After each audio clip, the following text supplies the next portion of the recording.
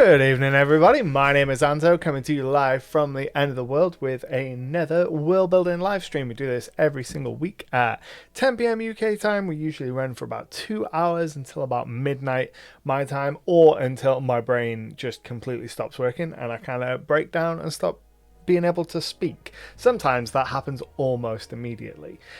This evening we're going to be doing some more world building for the Jewel Cities of Talavar, which is my region that I'm working on for my next campaign. I'm currently running a 5th edition game. We're at like level 17. We are super close to potentially finishing. It might go on a little bit longer, but I'd say we're under 10 sessions until the end. So we're getting real close to having to run adventures in the Jewel Cities, which is what we've been building up for like 6-7 months now, something like that. Anyway, a long time in the land of streaming.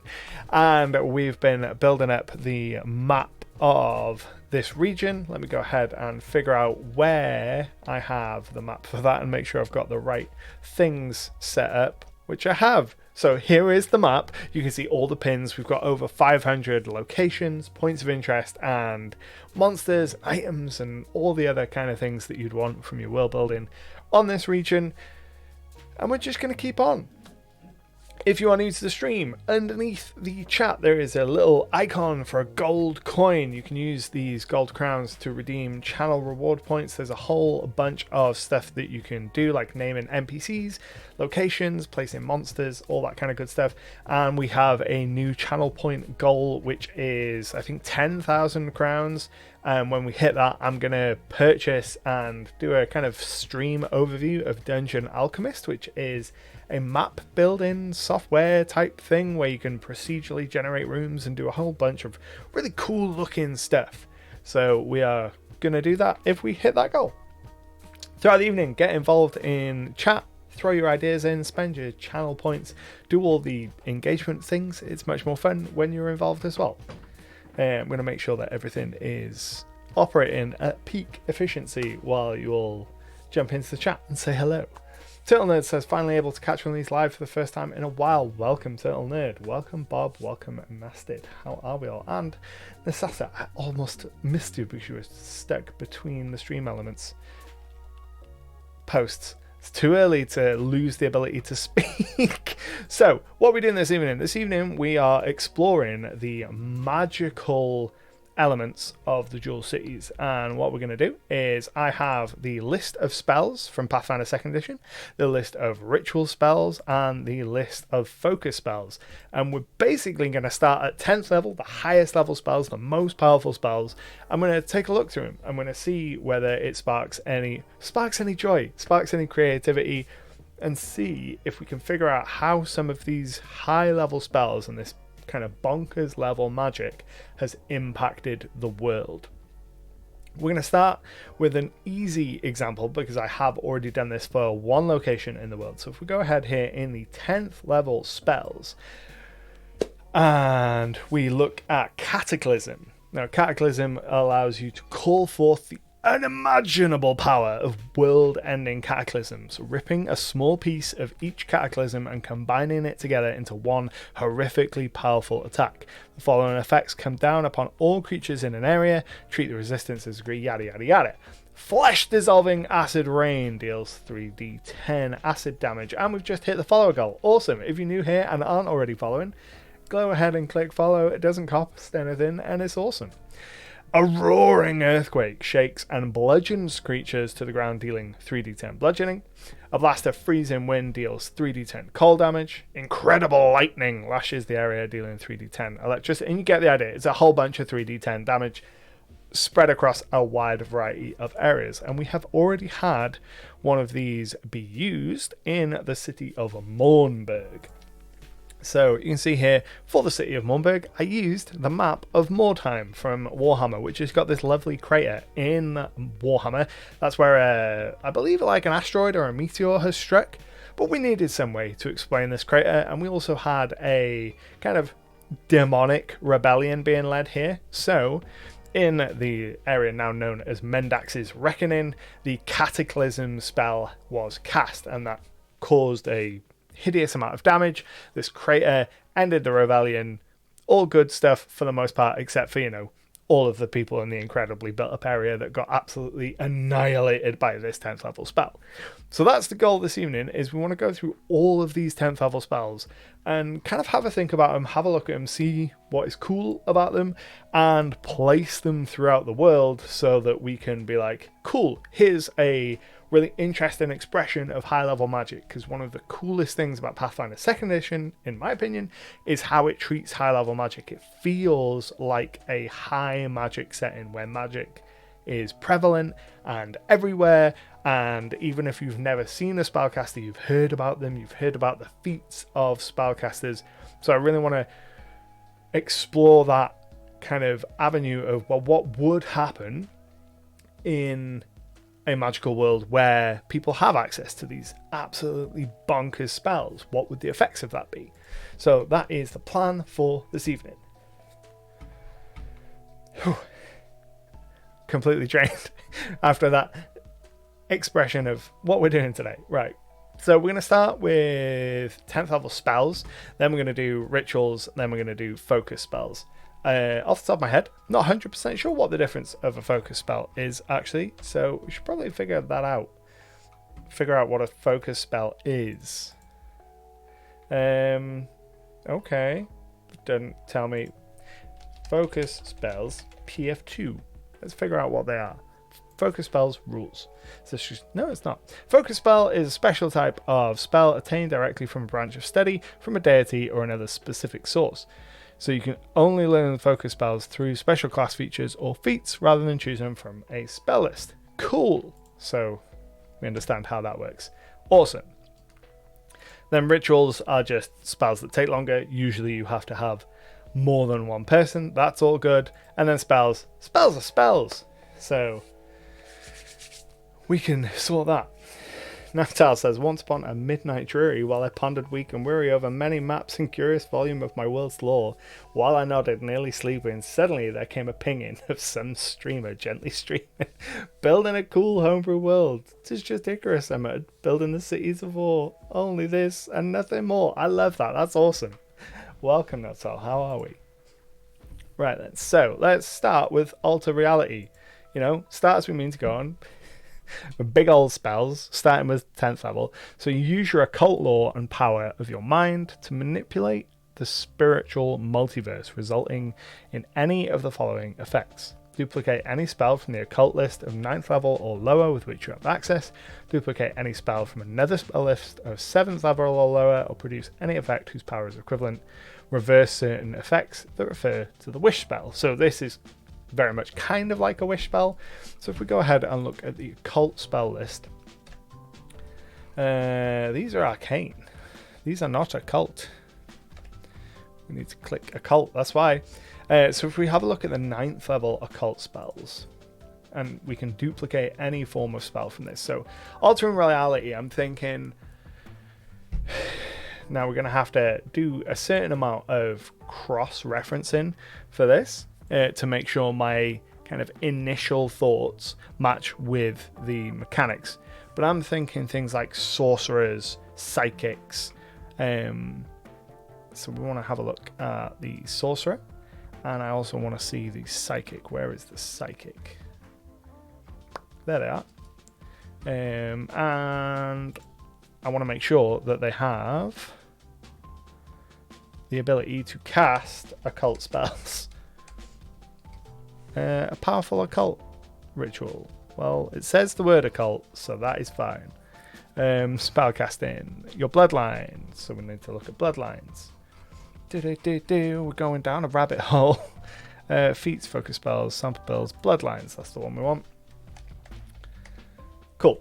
So an aberrant sorcerer gets access to the occult spell list, as well as a hag and a shadow sorcerer. So we're going aberrant sorcerer gets access to the occult spell list. And then psychics. The psychics get source occultism. Training in occultism, can cast occult spells. So we're either going an aberrant sorcerer or a psychic who is going to have cast this alter reality spell, which is going to give us our 9th level spell. Okay. So, Astral Labyrinth. Summoner can cast any spell list depending on the Eidolon tradition. I'm thinking that this expression is going to be kind of an accidental kind of thing. They've altered reality potentially by mistake, and my immediate thoughts go to the Colvin Institute for Psychic Excellence. Couldn't remember. I was very confident in the first half, and then we tapered off. So this is an institute run by a powerful psychic that takes in psychic children and those looking to master their powers. I'm thinking that this could be some kind of accident that's come as a result of someone in this institute either being pushed beyond their limits or using their powers in a way that they may not necessarily should have. So, Astral Labyrinth. You can connect an entire area with an invisible maze. Biolocation. Exist in 2 places at once.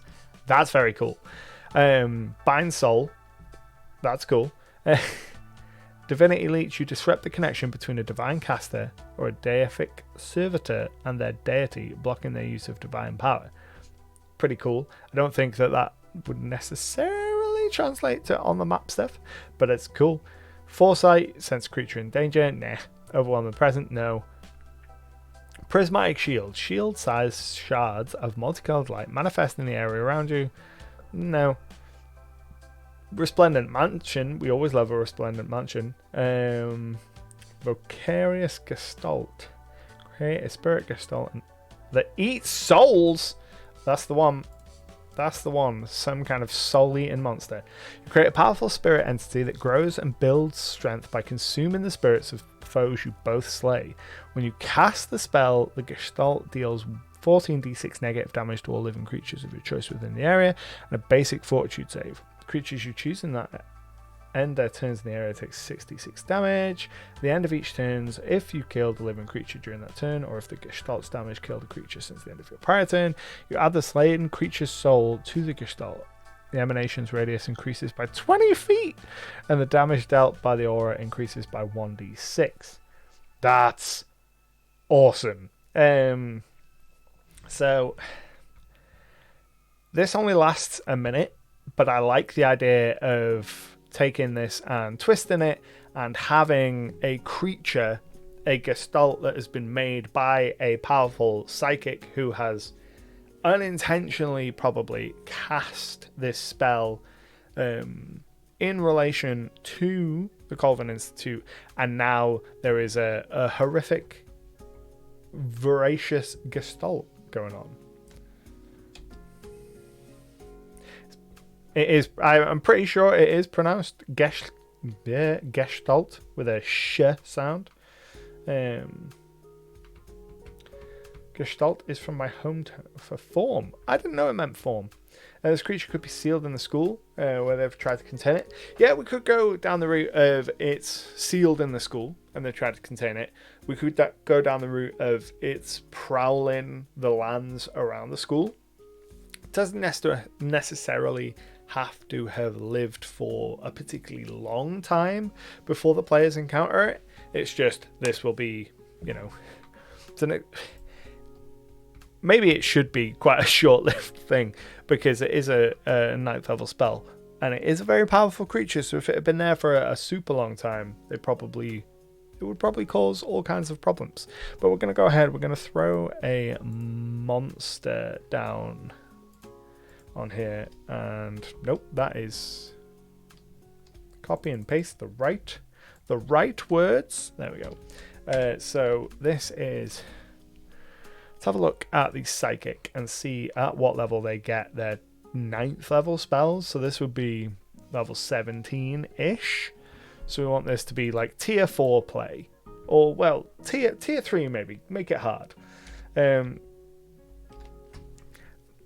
Because we'll build the monster or find a monster to kind of apply these effects to closer to the time. We just want the high level information about the kind of story surrounding this down on the map. So I'm going to go ahead and hide that pin. No, hide the page, hide the pin. Keep it secret, keep it safe.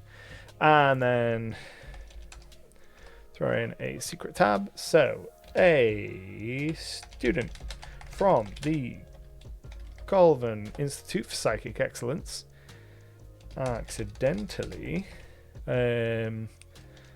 cast the spell summoning a terrific monster.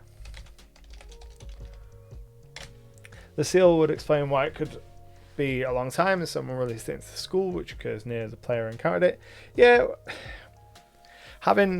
it depends on how the institute develops. If we go more of a Xavier's Institute kind of thing, wholesome, good of the students vibe, having it under the school could be kind of interesting. If the players arrive and are immediately suspicious, then having it under the school just plays into those suspicions, which might be what we want to do at the time. Again, a lot of the things that we're putting on the map at this stage aren't necessarily, we need to figure out every beat of the story as it's going on. It's a case of, cool, we've got a high level idea and we want to kind of connect a few dots to give us the inspiration when it comes to running that particular session. I'm like, right, okay, they go into the Colvin Institute this session. What are the pins around it? What do we know about it? And how can we start to Charlie Day madness board them all together? So that gives us our alter reality spell. Cool. Accidentally cast via the alter reality spell. Summoning a terrific monster, and then we want to make a note of the link to the spell to make it easier for ourselves. Welcome, Elgus. How are we? We're placing bonkers spells and bonkers magic on the map. Right, so next we have Avatar. So I think we actually have this already. You transform into the avatar of your deity, assuming a huge battle form. You must have space to expand the spell, yada yada yada. So I believe that somewhere in the Howling Badlands, someone has seen or claims to have seen an avatar of the god Ket, who is the god of murder and mutilation and all that fun stuff. And I'm pretty sure, I'm not sure why I'm not just searching for Ket. Sighting of Ket, it is a monster. Right, cool, that's fine. We can find it via a monster. I know you're here somewhere. I'm pretty sure you're here somewhere. I really thought that you were here somewhere. Let's find it in the side list then. Where are you? Sighting of Ket. Sighting. I. It's an I. Doesn't seem to exist. Have I deleted it? Is that the problem? Am I the problem? No, it's there. I knew I wasn't the problem. I used the wrong thing. Cool. So we have a sighting of Ket. Got there eventually. Right, so the rumours of the sighting of the avatar of Ket the Mutilator are towering, many-armed, vampire-fanged beings. So this has been achieved via the use of the avatar spell. And then we'll make a note of just the utter lunacy that is the avatar spell here. And that gives us our avatar. And we've got Cataclysm with 3 down already. Yeah. Dinosaur Fort. You conjure a primeval fort with walls sharpened wood, adorned with dinosaur skin and teeth, up to 300 feet on a side. We're going to skip that one. We might come back to it at some point, maybe. Element embodied. Turn into a massive elemental. I like that. That sounds cool. Let's have a look at the specifics. So a cleric with at least 10th level spells would make a good BBG. Yeah, they could turn into the avatar of their god. Drawn upon the deepest wells of magic in an elemental plane, you transform into a spectacular elemental. You choose between an air, earth, fire, or water elemental. Your battle form is gargantuan. You must have enough space to expand into or the spell is lost. While in this form, you gain the elemental trait and the trait of the elemental you choose. You can dismiss the spell. Well, that's good. So it just turns you into an elemental. Yeah. So, I just pressed buttons on my stream deck, and I don't know what buttons I pressed. So I'm just gonna go into OBS and make sure we're still here. Yeah, we are still here. We are still live. That's good. I didn't press the everything explode button, but I don't know what I pressed. We'll find out. Future me can deal with that problem. Right. Elemental embodied. So just a gargantuan elemental. That doesn't feel incredible. So we've already got a big nasty up in the Howling Badlands, so we don't want to put it there. I feel like we could maybe why would you even go to everything explodes button? But essentially I'm incredibly paranoid about hate raids, so I have a big old button that if like a bajillion people came in and started throwing obscenities into the chat, it just nukes everything and gives me time to adjust. But I've never had to use it, thankfully, and I'm very scared of it. Also, remember to fix the avatar pin. Good shout. No, the avatar pin it's a fixed location. It's not but I guess it would be a monster. I expected it to be a monster, so let's make it a monster. Let's not make life harder than it needs to be for ourselves. Right, so this elemental, I don't want to put it up in the Howling Badlands. It can be water, earth, air, or fire. I'm kind of liking the idea of an either water or air elemental and putting it in the water somewhere, maybe either in the cut or in the sea somewhere in the ocean, and having it be like that. That could be pretty cool. Maybe having it. I know what we can do. So somewhere, I don't know whether we've marked it. One of the Hollowed, the powerful sorcerers that the Subjugator created, is called the Southern Wind and is known to wander around, often reported in action around the UCC Islands and the Unclaimed Lands, and the southern coast of the Empire. Famed for their mastery of the magic carpet, I like the idea of them being able to also turn into just this absolutely bonkers air elemental and like whip up like tornadoes that kind of streak across the waters in this area. So we're gonna do that. We're gonna go Southern Wind. We're gonna create from template, and this would be a monster, I guess. But they are a person, so it feels mean to call them a monster.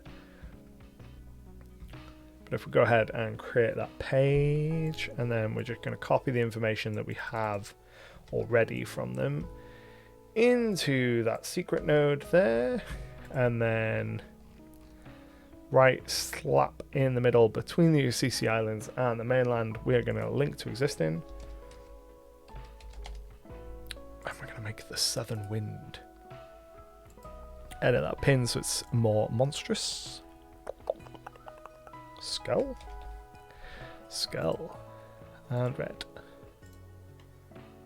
Perfect.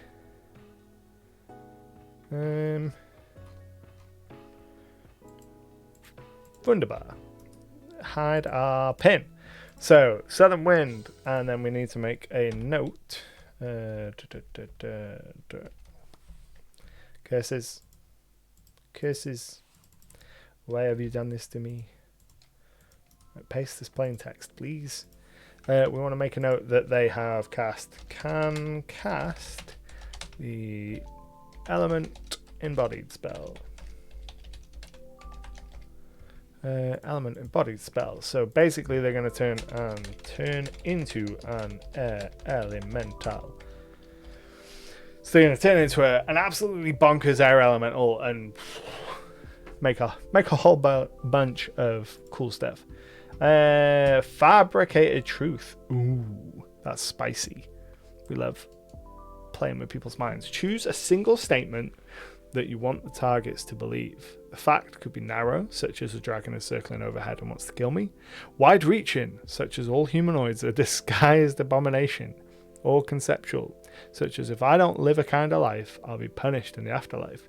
Target's experiences color how they react to this, yada yada yada. Oh, that's a big one.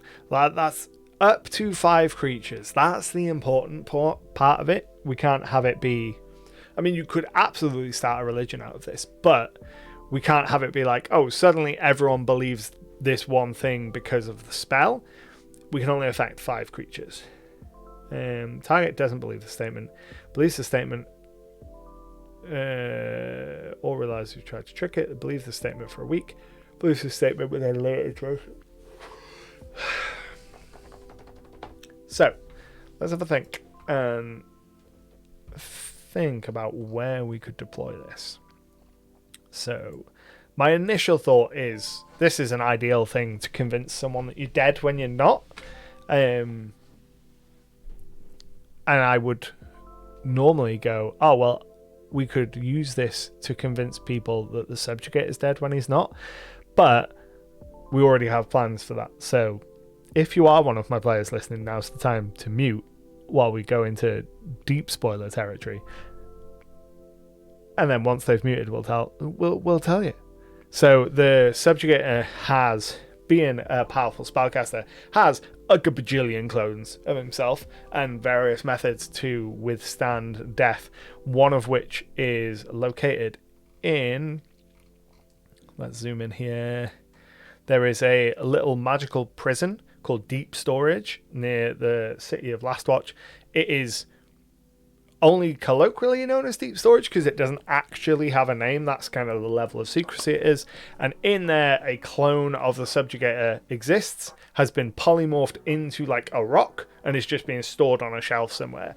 The intention is one of the Hollowed operates Deep Storage.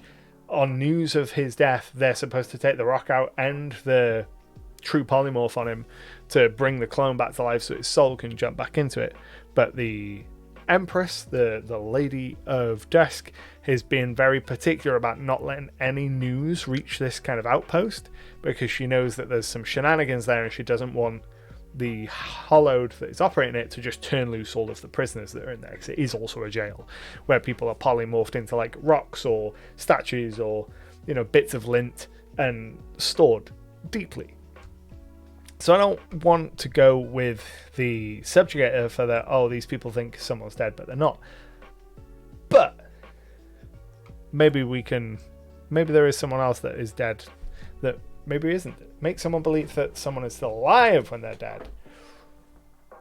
That's the flip side that we can go with, yeah. Have someone believe that someone's alive. Who's a prominent figure that's alive that's not public enough for us to... I know that the King of Novaris is in prison somewhere in the Vale, and they are believed to be alive. They could be dead. That feels like a dangerous incident waiting to happen. SCP-58767 with polymorph subjugator elusive class. Who else currently exists? Let's go ahead and have a look. See, this is why we make 8 million different things. So, class legends. I wish I'd filled more of this out. Gosh darn it. Right. Okay. That's fine. This is a good excuse to start filling this stuff out. So over the course of time, my plan is to make a note of where some of the most powerful, not necessarily the highest level, but some of the most powerful expressions of each of the playable classes exists within the dual cities. Mainly so that if, for example, we have a druid player and the druid player is like, oh, I really want to learn this high level druid stuff that's rare. I have a direction to point them in. I'm like, oh, I know who can teach you that. I know where they are. We can do some rolls and I can make up the stuff to get you to the knowledge, but I know where the knowledge is up front, which will be really handy once we get into higher levels of play, once they start exploring rare stuff. So this this table would be the perfect place to come to look for someone that maybe could be alive or dead. But I haven't filled anyone out, so it's all a moot point. Right, fabricated truth. Single statement. Fact could be narrow, such as a dragon circling overhead.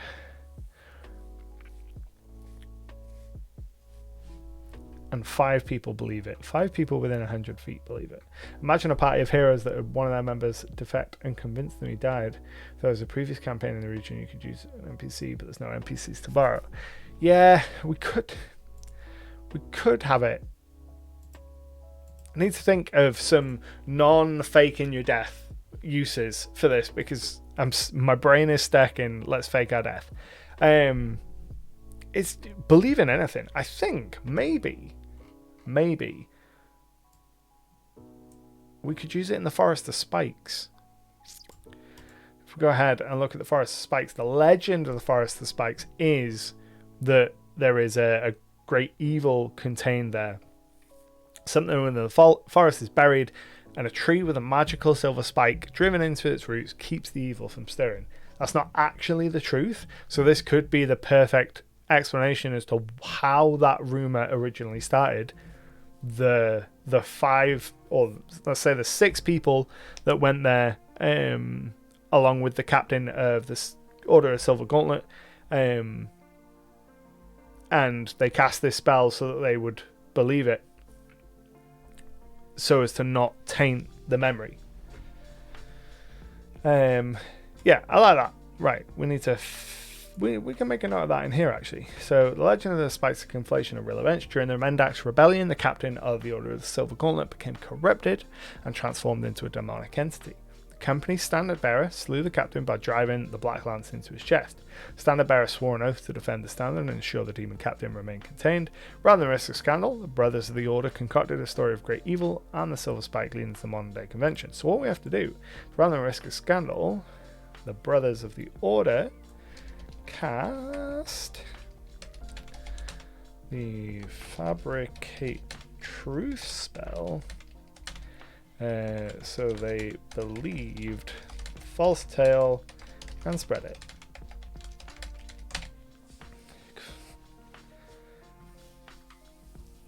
And then we'll drop the Fabricate Truth link in there, because that doesn't...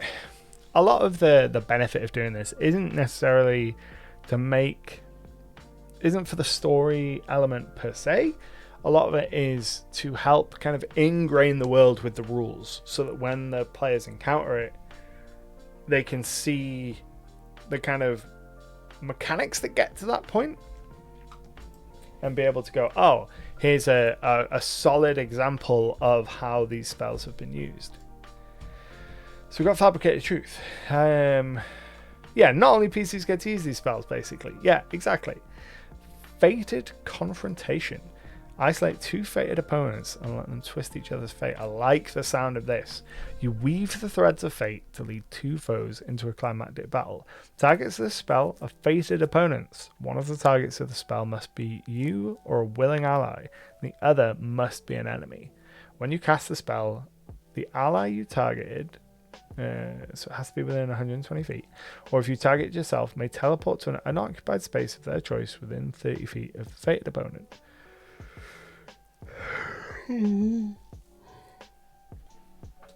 Oh my days. You isolate the 2 targets for 1 round. During this time, fate refuses to allow either fated opponent to be affected by the attacks or effects from a third party.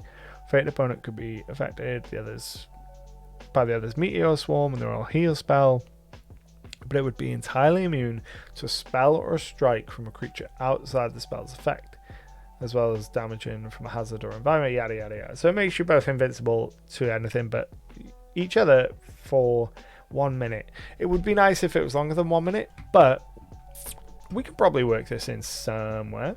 This is how the subjugate was initially defeated. Maybe. That's pretty cool, actually. I like that a lot.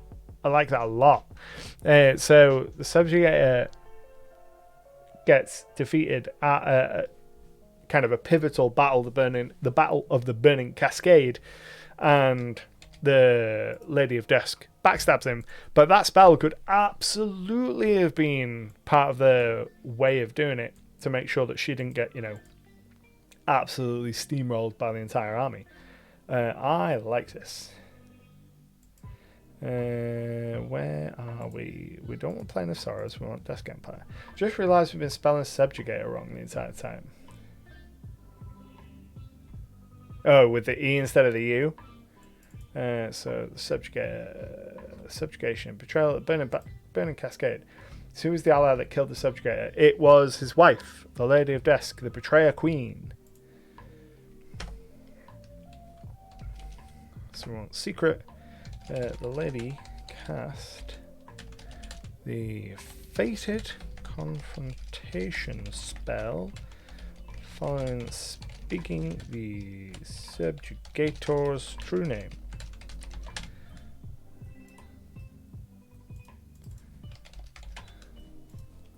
So she speaks his true name, kind of, again, if one of the players is here, volume down. So this event happens simultaneously to the end of my current campaign, which hasn't ended yet, so the players better not fail. So the players in my current campaign are trying to stop an apocalypse. Chaos has spread out from this Pandora's box-esque artifact and spread out into the world. They're in the process of trying to put the pieces back together and put the chaos back in the box. The subjugator has been kind of feeding off this chaos power as on the other side of the world while they're over here dealing with the apocalypse. The subjugator is subjugating, feeding off this chaos power. It's not where he gets his power, he's just using it a little bit, like drawing on a ley line. So when the players put the chaos back in the box and suck that little bit of chaos magic out of him, that will cause him to like stumble, and he'll have a moment of a flash of weakness. In that moment, the lady is going to speak his true name, cast the Fated Confrontation spell, and stab him. And then, everything goes to hell in a handbasket. Subjugate is a magical linguist who makes people do verbs. I like that. So next we have Gate. Gate's always a classic one. Let's see how it works in PF2. Tear open a rift to another plane, creating a portal that creatures can travel through in either direction. Portal is vertical and circular with a radius of 40 feet. The portal appears at a location of your choice at the destination plane. Assuming you have a clear idea of both the destination, lasts for up to a minute. That feels too practical, like the kind of thing that would just pop up from time to time. Doesn't necessarily need to be added to the map. We do have a couple of places where there are portals between realms on the map anyway. So indestructibility sounds cool. Miracle will almost certainly come into play. Nature incarnate. So many avatar ones. Transform. What? Transform willing creatures into mammoths? Okay. The remake spell, that could be pretty cool. Revival. Shadow Army. That's the kind of stuff that we want. Shadow Army, summon Kaiju, and then Time Stop and Wish are really nebulous. We can draw on them at any point. Indestructibility until the start of your next turn. Yeah, that's too situational. I want something that's going to have had a big flashy impact, like a miracle. So duplicate any divine list of 9th or lower. Biolocation, disjunction, divinity leech, disrupt. No, we've already seen that one. Massacre. Massacre's pretty baller. Weird. Frighten, deal mental damage, and possibly kill large numbers of creatures. I mean, it's called weird. I like it. Critical failure. The target is so afraid it might instantly die. That's awesome. It must attempt a fortitude saving throw. If the target succeeds, it takes double damage and is frightened 2, and is also fleeing into the end of the next turn unless it critically succeeded. If it fails, it reduces to 0 hit points and dies. Oh my god, any number of creatures within 120 feet. Oh my god, that's awesome. We're definitely using that. Let's go ahead and where are the rest of the? Oh, we're on that page. That's why. Proliferating eyes. Let's have a look at that as well. You implant an invisible magical eye sensor onto the target's body. The eye has sight and vision, but no other senses. The eye is highly contagious. The first 2 times the spell buds off an additional eye and plants itself on the creature, which can then bud 2 eyes of its own. This process can propagate up to 4 times the original target, with a potential maximum of 31 eyes if each affected creature touches 2 new creatures. You can switch between perceiving through your own senses or the vision of any of those senses using a single action. That's really cool. Like, I don't think a lot of players would get a lot of use out of that. But that is really cool. I like that a lot. I like that a lot. I think that might be something that that feels like a hollowed spell. We'll come back to that in a sec. I really like weird. Really like weird. And Navthal, I do think the Eldritch Dragon is the perfect candidate for this. So we want the expression of the result of this. So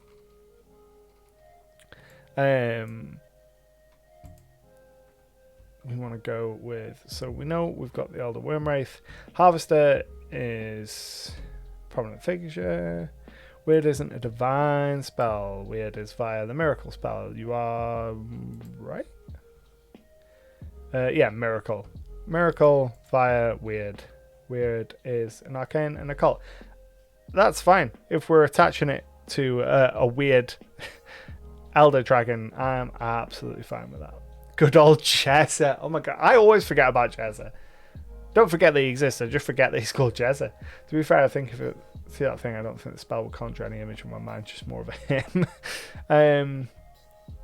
So you fill the target's mind with how many within 120 feet. I need to visualize 120 feet.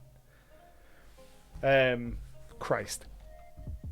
My brain is not prepared to do maths. It's like 24 squares out, so that's like 48 people. And then like another 48. So a couple hundred people maybe. Could just find out what the area of wish for weird. I will wish for weird. Area of 120 foot circle. 120 feet. Square feet, 11,000 square feet. Buh. That's bonkers. 11,301. Divided by 25, right? Because 5 foot square? 25 feet? No. That'd be 5 by 5. A lot. It's a lot of people. We don't need to know exactly how many. I don't know why I've gone down this rabbit hole. It's a lot of people. He scared a lot of people to death. That's all that matters. So we want to figure out a manifestation of that. The entire way that this was going is to figure something out on the map for this. Right. Each drawn from the target's worst fears. On the target can feel savings. Each takes 16 d6 mental damage and has to attempt a will save. And if they critically fail, they just die. Oh, God. Unless it critically succeeded. Hang on. Target is so afraid it might instantly die. Must attempt a fortitude save in addition to the will save. So if they fail the will save, if they critically fail the will save, they have to make a fortitude save. If they critically succeed, if they fail, they reduce this. Cool. So a whole bunch of people got so afraid they died. So yeah, let's go ahead and make a template and figure out what this is going to be. Field of Fear? Field of Fear. Field of Fear. Yeah. As the spell caster, you notice everything around you seems to deform, twist, and bend as you lose touch with reality. You panic and flee until the spell, and you survived unharmed. Another weird flex, but okay. So that's a point of interest. And make it hidden. And then we want to hide the pin. So this place is where our Elder Wormwraith cast the weird spell. We're going to italicize that so I know that weird is actually a spell, and I'm not just like, what weird spell did they cast? When I come to doing this again. And frightened hundreds, frightened a whole army.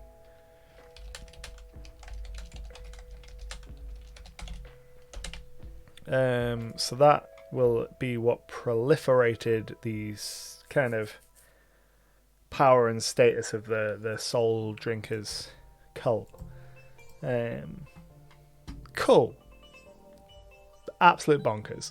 Right, where is it? I want to see, where did it go? Spells. Where is it? The one that makes mammoths. Primal Herd. It's so ridiculous. What is this? Summon the power of natural world. You transform the targets into a herd of mammoths. You and up to 5 creatures. They each assume a huge battle. I don't know why that's so ridiculous to me, but something about that is proper stupid.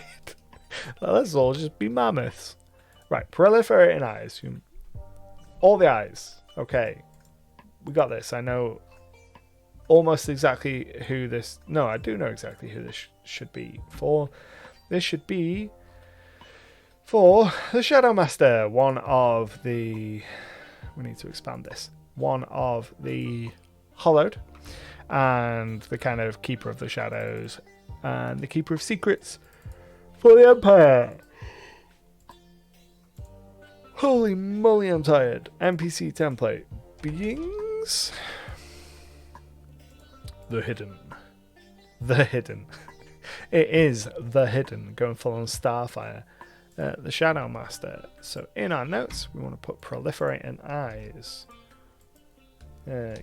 Gathers information using proliferating eyes. Probably should have typed the name.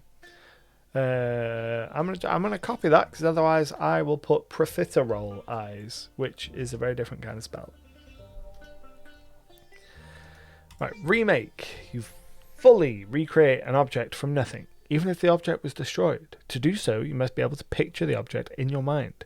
Additionally, the material components must be a remnant of the item, no matter how small or insignificant. Even a speck of dust that remains from a disintegrate is enough. That's weird.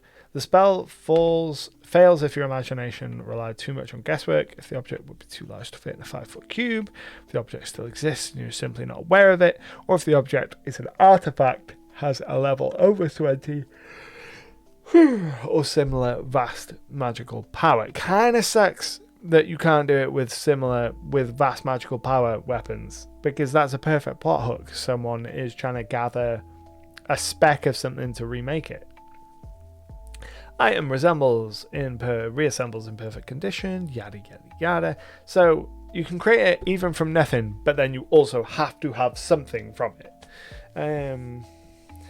The subjugator rock was actually the subjugator boulder originally. I'm thinking some cool badge of office or something along those lines, and someone's on a mythical adventure to recreate it. So we've already got loads going on in Eldal, so probably not in Eldal. I'm thinking maybe Hirondale. So a lot of the kind of narrative juice when it comes to Hirondale is so much of their legacy and their history is lost from the time in which they were under kind of the rule of the hinterlands. So it would be cool if someone in Hirondale is questing, trying to find a piece or a fragment or a tiny element of something to do with Hirondale history, and they want to cast the remake spell on it. So let's go ahead and create from template.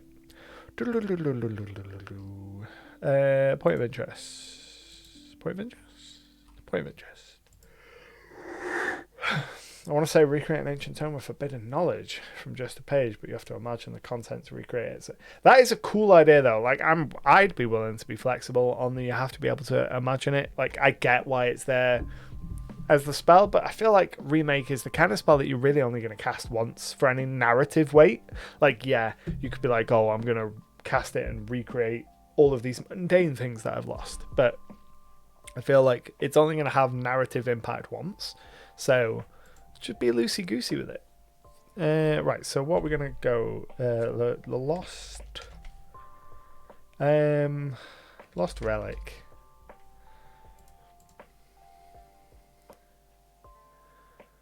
And then... Is that going to load? It is. Key to a Vault. Key to a Vault could work. I want something that's more symbolic than that. I imagine what I will probably do is I will probably dive into Welsh history and look for lost Welsh artifacts as my starting point for inspiration, because a lot of the kind of plight of the Hirondale people is very kind of very allegorious to the history of Wales. So let's go and make that. So we want a secret.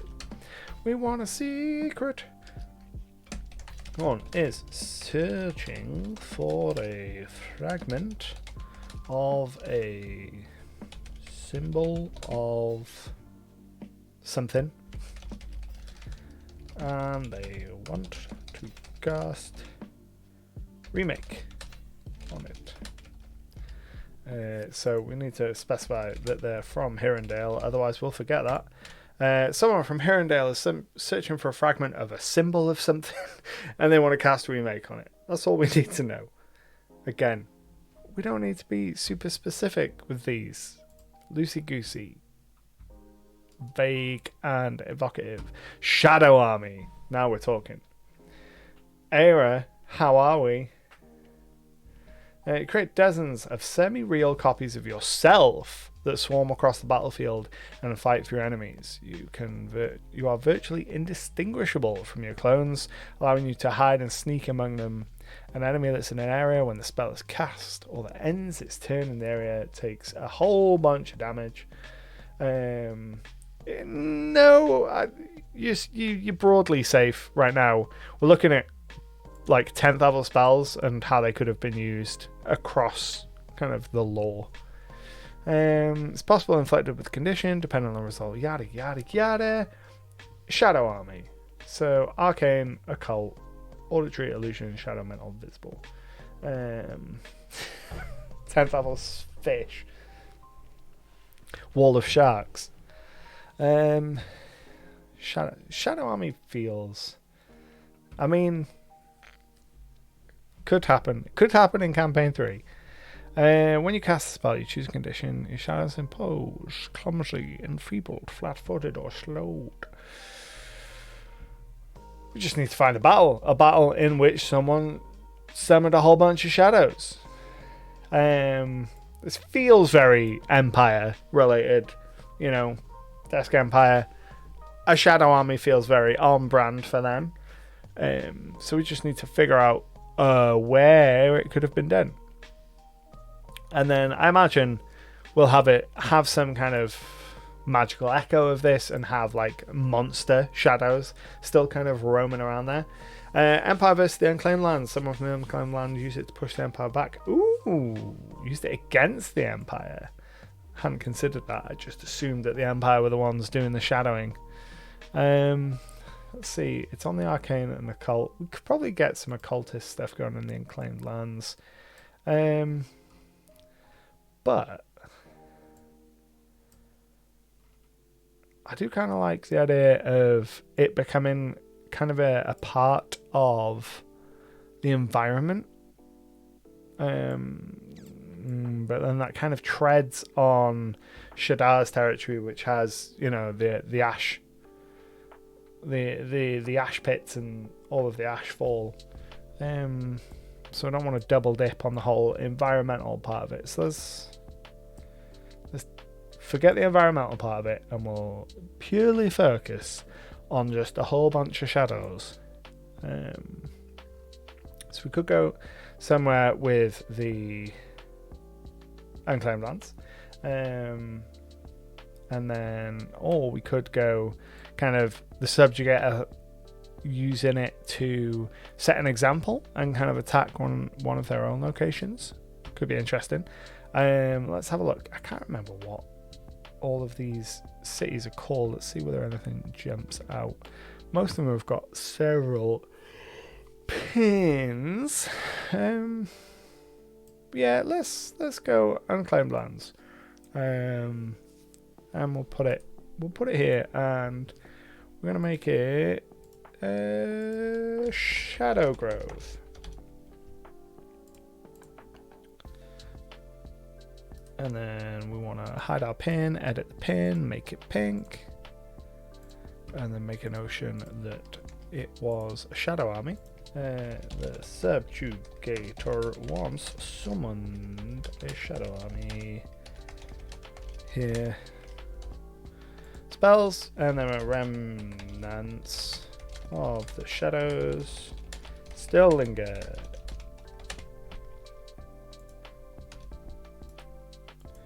Remnants of the shadows still linger.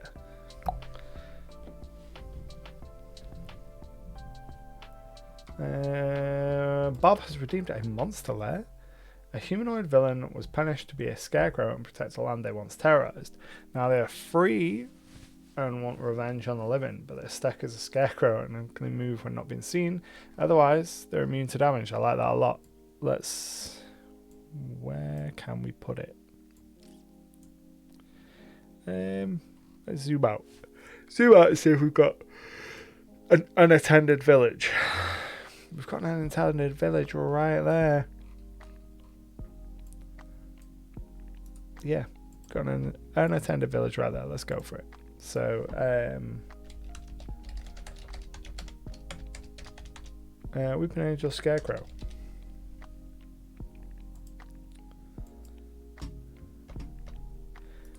And then hide pin. And then copy wholesale. Perfect. Right. And then we want to zoom out. And then return to our spells.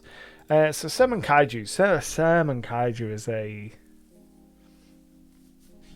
Did we ever settle on the Gribbly monster that had been summoned by the Ravenous? Which, if you say it fast enough, is the Rasmus. Whoa, oh. Right, okay. Somewhere in here they summoned something, but did we ever mention what they were? That's what it is. That's... Yeah. Can't remember. It's a weird monster. I remember that much.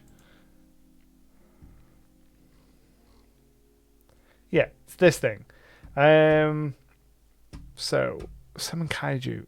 This thing's only medium? Nah, screw that. We fuse this thing and the Kaiju spell. Sorted. Fuse with the Kaiju spell. To make it big. I have no idea how big, but we don't need to worry about how big. Big is what I assume. It's a Kaiju.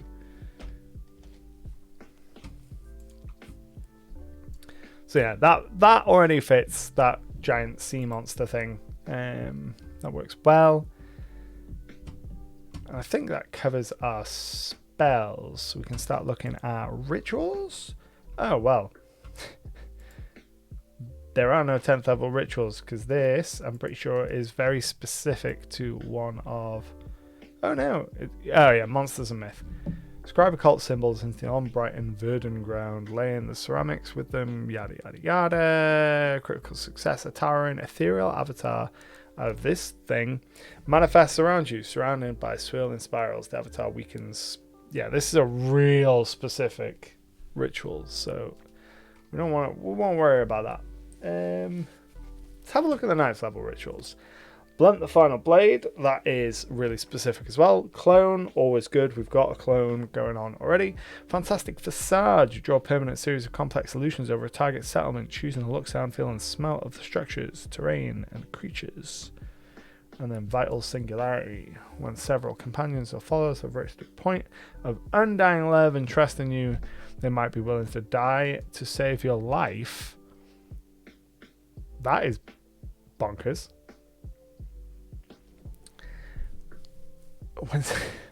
They might be willing to die to save your life. You can grant them that wish. You can grant them that wish. Oh, great. The secondary casters must be living creatures willing to sacrifice their energy to you by allowing their life essence to drain out of them to protect you whenever you're in danger. If you are undead, the secondary casters must be undead instead. If you're neither living nor dead, you can't cast Vital Singularity. Whenever you take damage, after calculating the total amount of damage, including immunities, resistances, weaknesses, and other increases or mitigations, divide the amount by 4, rounding down. You and each secondary caster lose that many. Oh my god, this is incredible. This is an incredible ritual. Holy mother of pearl. If secondary caster doesn't have enough hit points to give you... The light from your secondary caster envelops you in a warm radiance. In addition to the effects described above, you are healed to full hit points upon completion of ritual. Holy crap, that's such a good big bad evil guy spell. Man. Yeah, the subjugator, this does seem like something that the subjugator would have used. Absolutely. Which means that, I mean, he could have used it. You need 3 secondary casters. So you'd have to do 4 times as much damage to him. So maybe that's why it took until it did for the Lady of Dusk to betray him. Maybe it was a case of up until that specific circumstances, and you know, true name business and other spells included.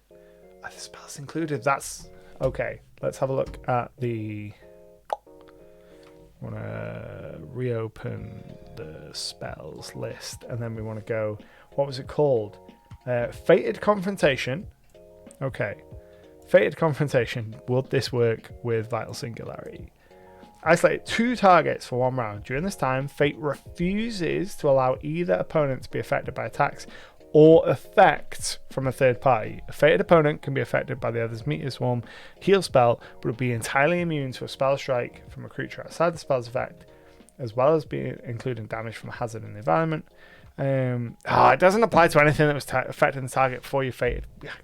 Table flip. I was going to say, this would be a perfect way to undo Vital Singularity by being like, you've tethered your life force to these 3 other creatures. I'm going to Uno reverse you. Now, none of that applies. Screw it. I don't care if it doesn't work. That's almost perfect. So, that's what it's going to be. So, I want to make a note of... we'll put this here. So, a million ways to live.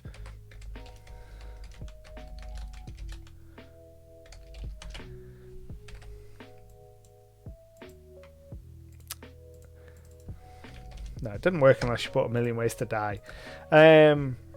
Use the Vital Singularity to tether himself to 3 followers. And then we can have, anytime we come up with a cool reason why the subjugator shouldn't have died, it goes in the list. And then we figure out a way to undo it every time. Who were tied to him lost their lives, but souls could not reach him due to the aforementioned character, so they just stayed soulless, becoming the first hollowed. The first hollowed already existed prior to his betrayal. But I'm happy to say that the Fated Confrontation nulled it. You know, Fated Confrontation is a 10th level spell. 10th level spell beats 9th level spell. Those are the rules that I've just made up. And clone, yeah, we already know the clone business, so that's cool for rituals. So we want focus spells. Apex Companion. Transform your animal companion into its apex form. That's not nearly interesting enough. Fatal Aria. You perform music so perfect that the target might die. I fucking love that. I like how many of these things are you do X so well that the creature around you might die. Now, I'm pretty sure that somewhere here we do have in one of the cities, we've got like a, what's the word? Unfinished Requiem. There it is. A number of people have been found dead while a haunting melody plays. The melody never finishes. Boom. Haunting aria that kills them. Where was that? It wasn't a ritual. Fatal aria. Fatal aria. Perform music so perfect the target might die. So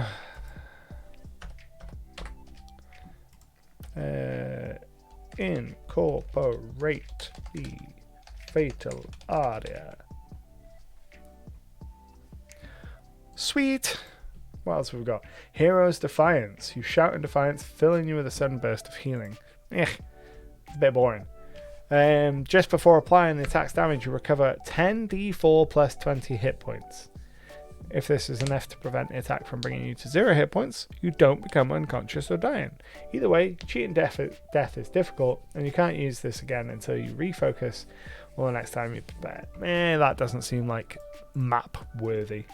Pied Piping. This could be map worthy. Your performance entraps everyone who hears it, compelling them to follow you about in admiration.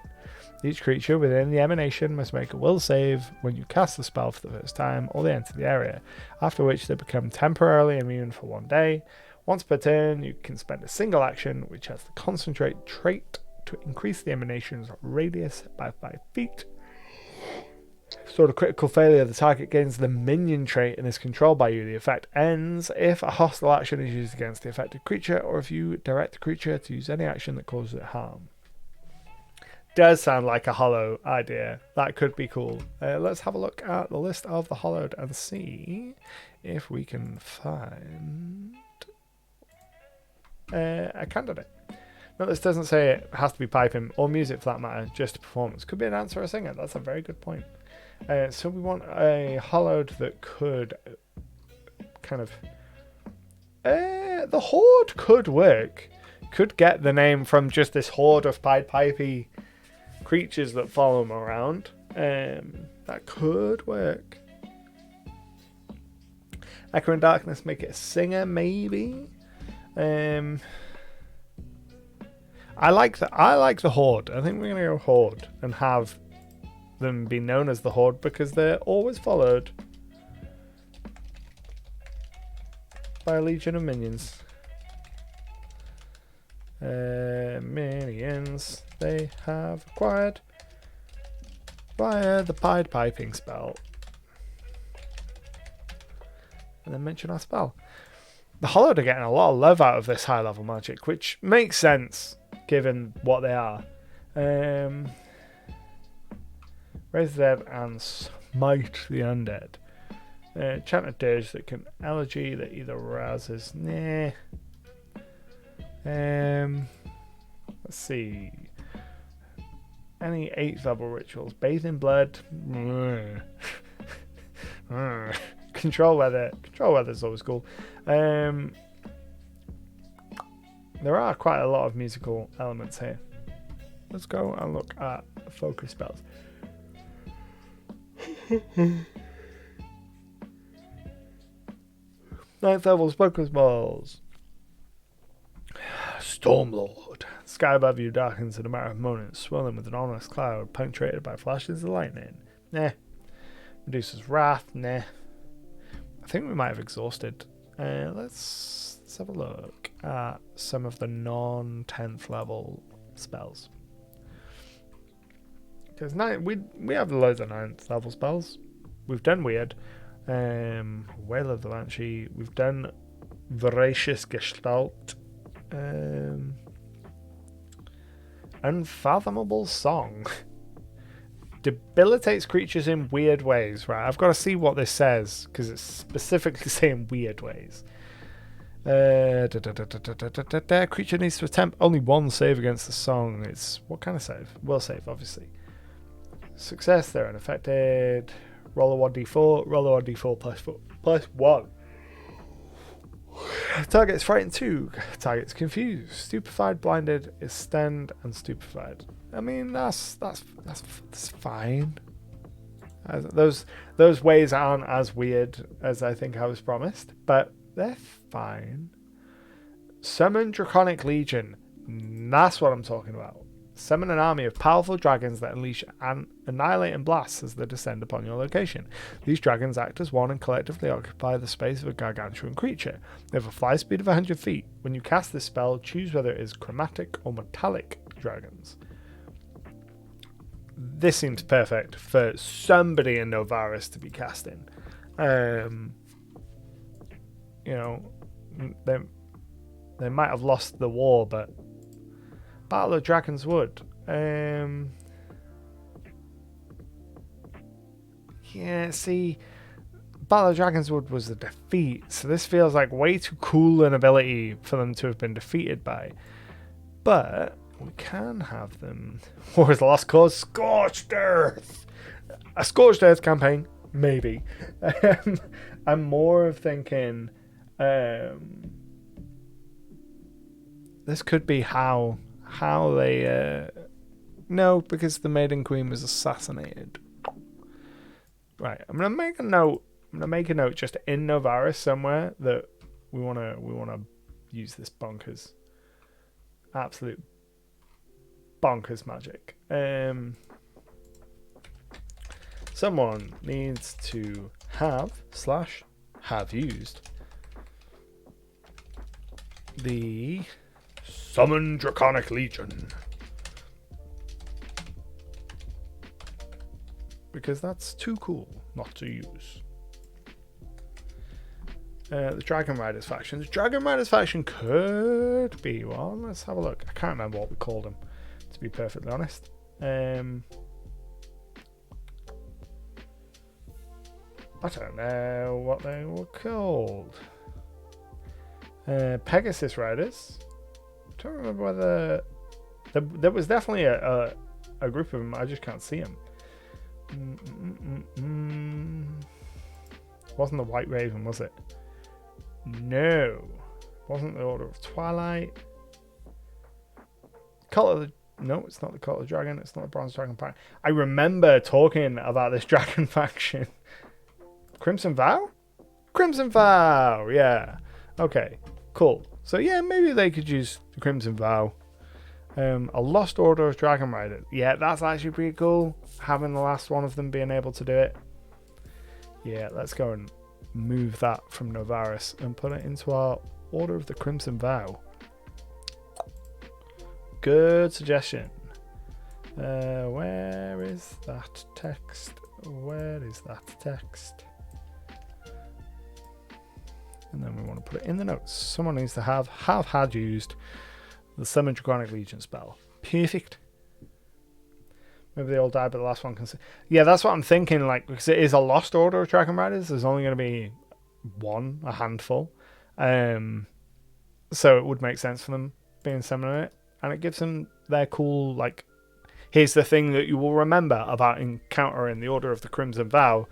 Whoever this person is can summon a flipping horde of spectral dragons, which is pretty awesome. Storm of Vengeance, shape change, resplendent mansion, powered kill. Oh, powered kill is one of my favorite spells. I'm gonna throw down a really mean word and you're gonna die. I think that's good. Right, let's go ahead and open the map. Thank you. Might refresh the page actually. And then while that's refreshing, I want to open Secrets of Magic, which is one of the Pathfinder books.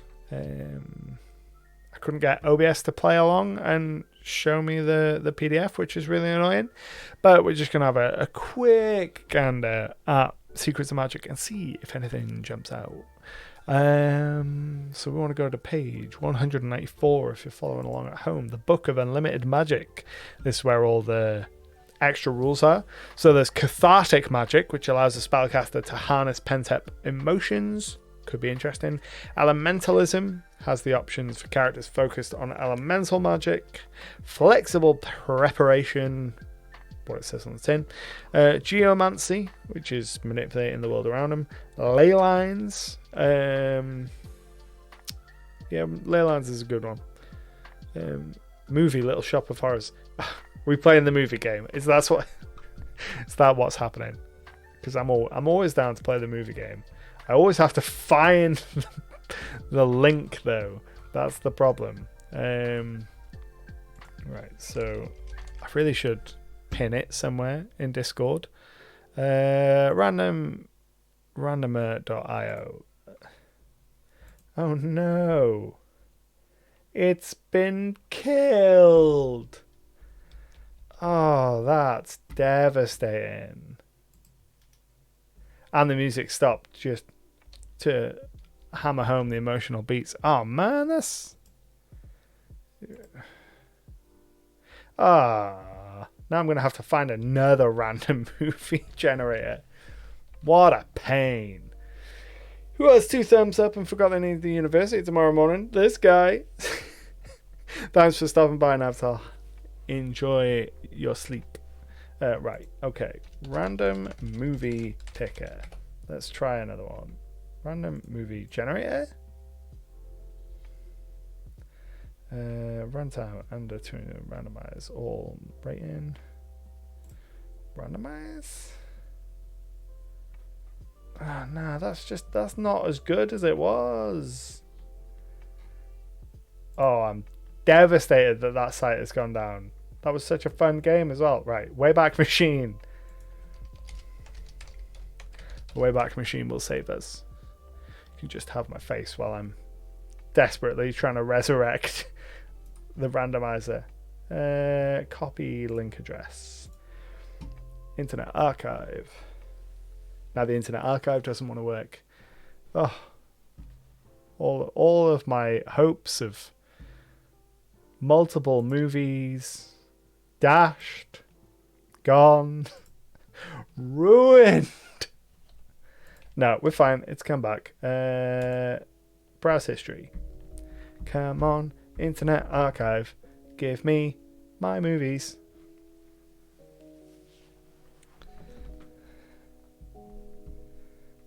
This page is available on the web. We have not archived this page. The dream is dead. Long live the dream.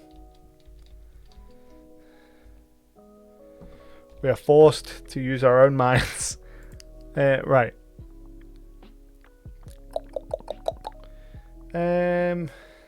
That's completely kerfuffled me, that has. Right. Ley lines. That's what I was going to look at. We'll just look at ley lines. Right. So ley lines are an optional magical effect. In Pathfinder 2nd Edition, they are a rare thing. They are strands of magical energy, mostly invisible, that exist across the world that you can tap into. I have a ley line map for my world. I just want to have a quick looky-loo and see what some of the ley line effects are. So you can get haunted ley lines, focused, empowered, energy, specialized, established nexus. Nothing is jumping out at me for that. Curses. Ugh. Losing the movie randomizers deeply wounded me. Right, we want to... Oh no, we don't want to close that. We want to open that. We want to mark some of these as done. Yeah, mark that as done. No, don't mark complete. There we go. Right. Focus. Stay on target. open the page would be a good start. Right, okay.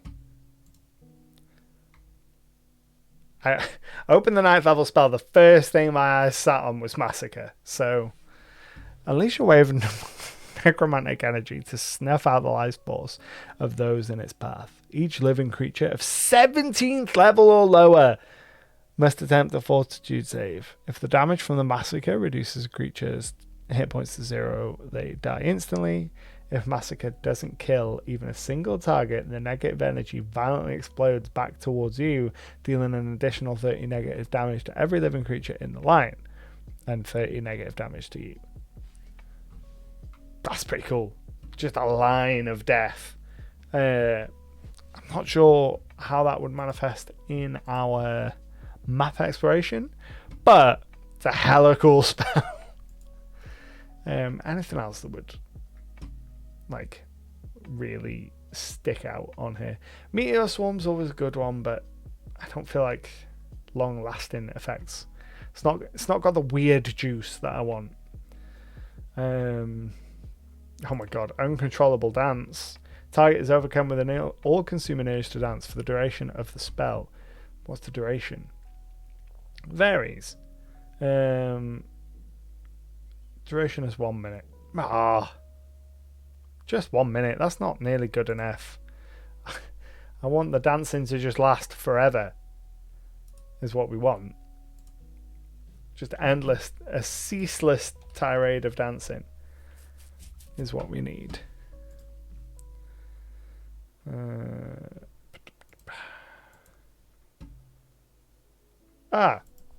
Bob, you star.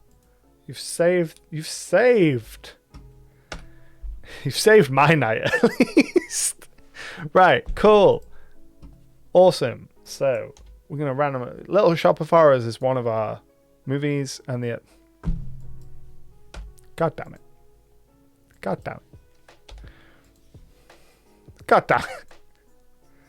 Right. Little Shop of Horrors, and then we've got one of these options. Little Shop of Horrors and Godzilla. The monster that you've been growing is Godzilla. I'm kind of leaning towards Little Shop of Horrors and Godzilla, to be honest. Little Shop of Kaiju. Yeah, I'm going for it. I'm going for Little Shop of Kaiju. Oh, it's too good. It's too good. And then I'm feeling somewhere up here.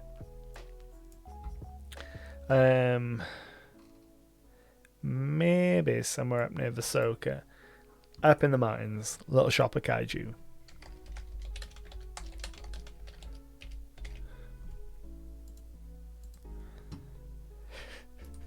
Someone has grown a kaiju. Someone has raised a kaiju. And then just feed me Seymour. Seymour? Seymour. Perfect. Right. Select all. Let's go 2 movies. And we want to go reasonably good movies. Kronk's New Groove and I Am Legend. Oh my god. I've never seen Kronk's New Groove. I've seen The Emperor's New Groove. It's the only film I've ever walked out of the cinema before it was over. But I vaguely remember. He gets turned into a llama, right? Gets like polymorphed. I think. How the hell do we connect that to I Am Legend? A polymorphing curse. Like some kind of prolific polymorphing thing that's turning everybody into I Am Legend monsters. Right, let's zoom out and figure out where this can be. We'll go somewhere in the Expanse. Or maybe not the Expanse. Yeah, we're just going in the Expanse. We're being decisive. I Am Legend. We're gonna go Emperor's New Groove. Emperors. New Groove, because I haven't seen Crunk's New Groove. This shouldn't be a monster pin. This should be a point of interest. Question mark? Question mark? And then we want rounded. Convert. One has created a polymorph curse, disease, infection that is turning people into monsters. I mean, that's more. I feel like that's leaning like 90% I Am Legend, 10% New Groove. Generously. But it's fine. Just run my Goosebumps and Sixth Sense. That's a pretty good mix. Let's go. Oh, the Little Rascals. Oh, I love the Little Rascals are so good.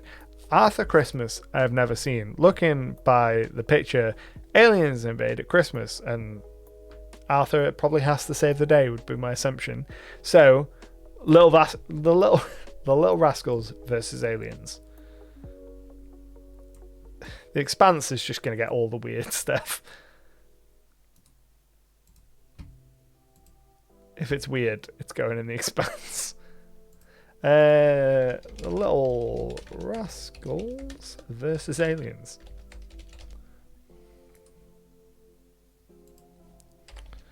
So I'm thinking village of children. All of the parents have been abducted by aberrations, cryptids, something like that.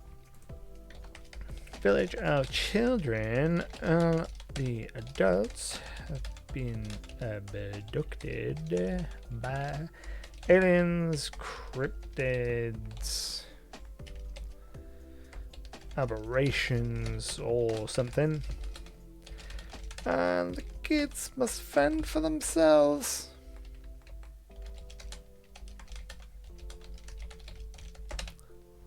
Amazing. Let's do another one. Equals I've never seen, and Waltz of Bashir I've never seen. So that's never seen either of those either. I've never seen Stand By Me. And we're not getting ones I'm familiar with. Great Expectations and Dawn of the Planet of the Apes. I wish you could like pin one of them and be like randomize the other one but keep this one. That would be handy. Friday the 13th, Pieces of a Woman. Never seen Pieces of a Woman. We need more. Expand selection. Right, now we're talking. Mortal Kombat. Police Academy and Mortal Kombat. I mean, does that go even like intentionally comedic, like Fight in School? Or do we go takes itself so seriously it becomes comedic police drama?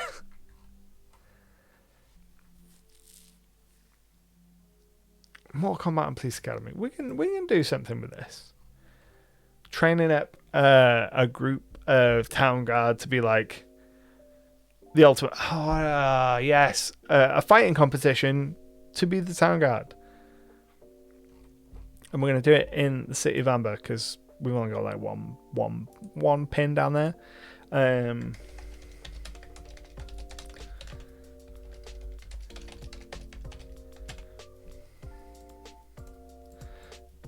So, leader of the city, holding a fighting competition. Holding a fighting competition to recruit a new city watch. Cool. Perfect. Ideal. What else have we got? Don't know. Oh, another Wicker Man, but I've not seen any of those others. I'm not getting enough. I'm not getting enough that I recognise. Let's abandon ship on that one. Let's have a look and see how many pins we're up to. Holy moly, that's a lot of pins. So we are up to, where is my buttons? 331 plus 213. 544 pins. That's not bad. Damn. Like, that's pretty good. I'm pretty pleased with that. Right.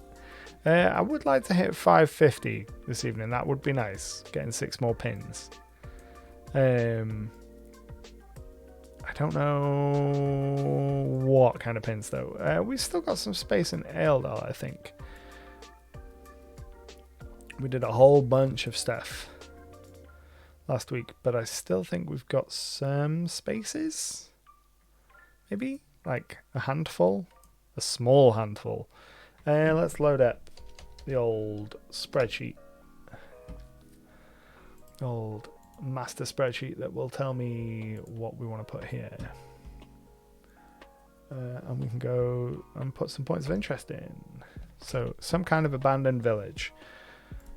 I don't know whether we've got any abandoned villages in Eldar, but if we don't...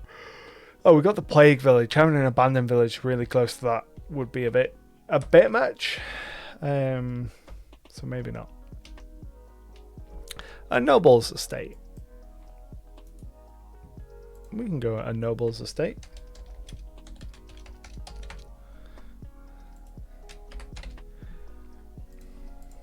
And know that they exist there, and Dirty Harry and Ace Ventura. Oh my god. What's the plot of Dirty Harry? I can't remember. You know what? I'm not 100% sure I've even seen Dirty Harry. Neo-noir action film. Give me the plot. Psychopathic sniper, Scorpio. So, okay. Pet detective gets caught in serial killer hunt.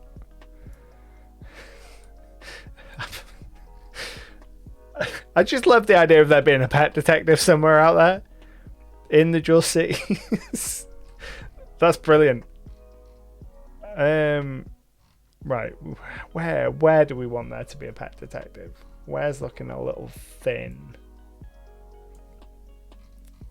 Down in Pearl. We've only got one.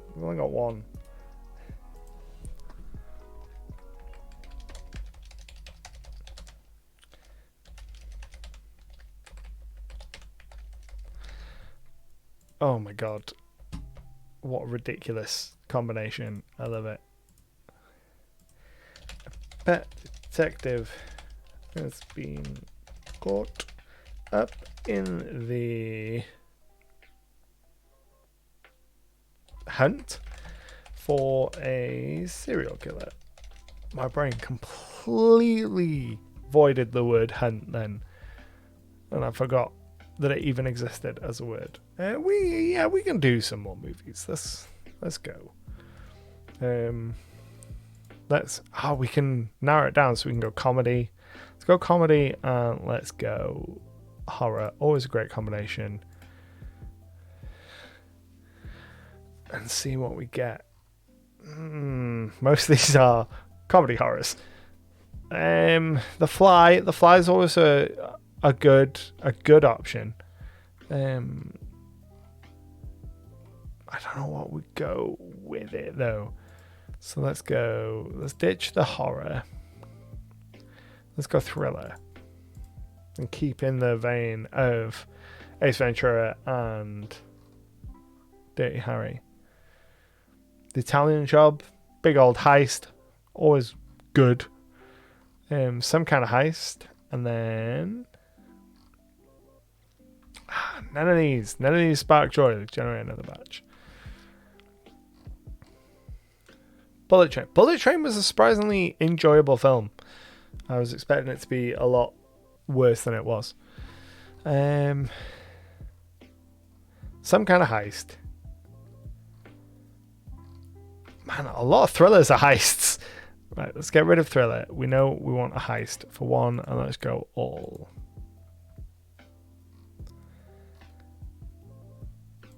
Give me movies I recognize. Seriously, I don't know any of these movies. It's making me feel very movie inadequate. Right, heist movie. How do you combine a heist movie with Robin Hood, Man in Tights? Heist movie and Rocky Balboa. There we go. Some big fight. Want to use the cover of the big fight to do a robbery. To do a shrubbery. Serial killer is actually an exotic pet trader where all the pets are people. That's dark and potentially incredible. Serial killer.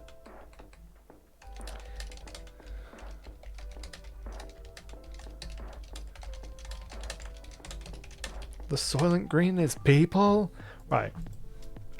So, I know exactly where we can put our Rocky Balboa and heist movie. In this place. Let me out. Let me out of the table, gosh darn it. There we go. So, we want heist movie versus Rocky.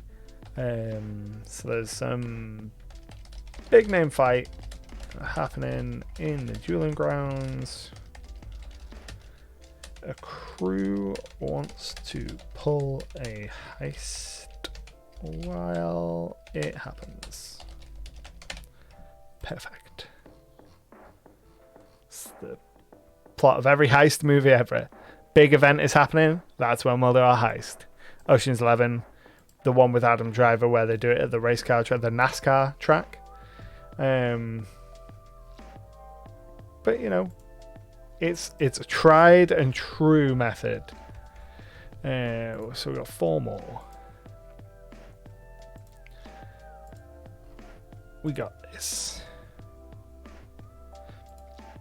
I'm pretty sure I did select all of them. I don't know any of those.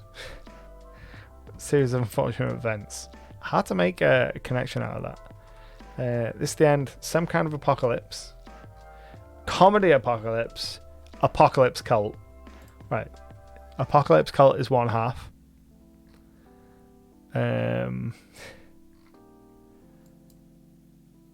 What is the other half? Oh, Jumanji. I love Jumanji. Apocalypse Cult and none of these are sparking joy.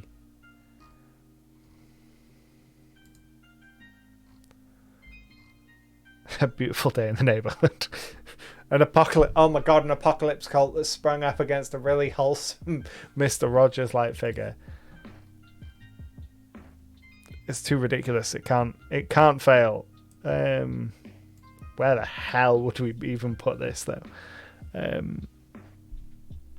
Oh my god, it's gonna have to be a city, right?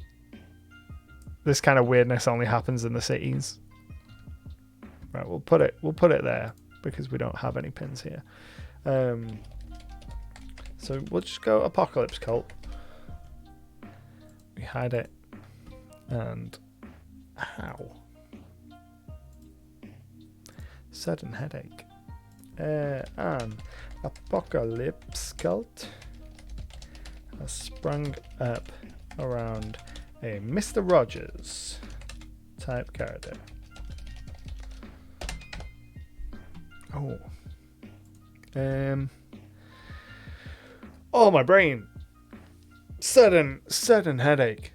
I actually think that we might start winding down a little early because just had a spiky pain in my brain and it's completely thrown me off. So we'll do the usual thing of spend like 10 minutes just chatting. So if you have general questions or things that you want to know about either the Jewel Cities or my world building process, anything like that, go ahead, throw them in the chat below while I do my usual spiel of giving you 8 million links as per usual.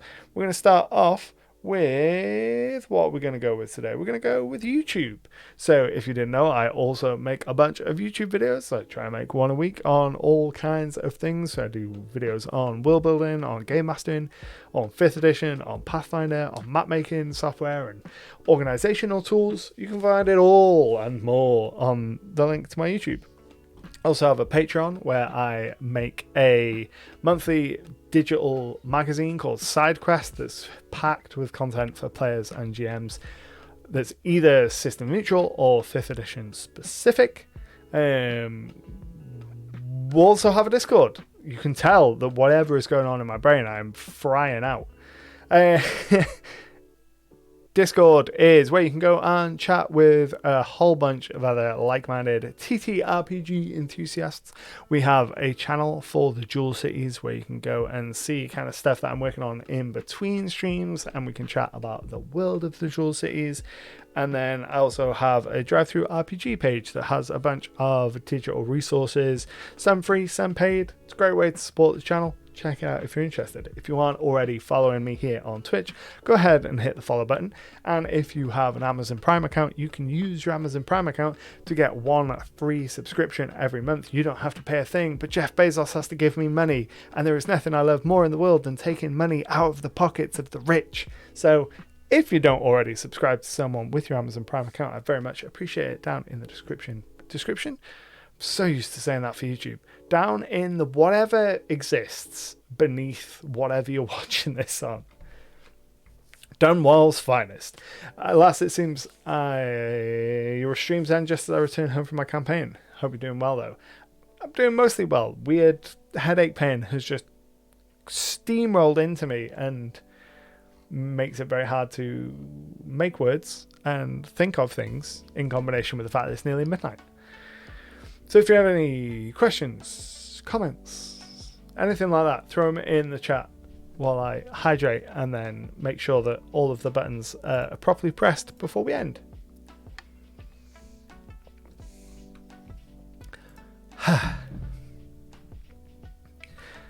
But with that, my name has been Anta.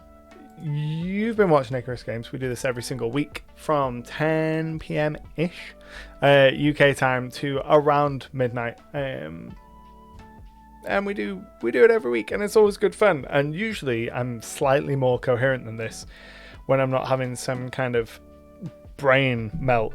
But I hope you enjoyed. I hope you found it inspiring and it makes you want to go and do stuff for your own world. But until next time, happy gaming.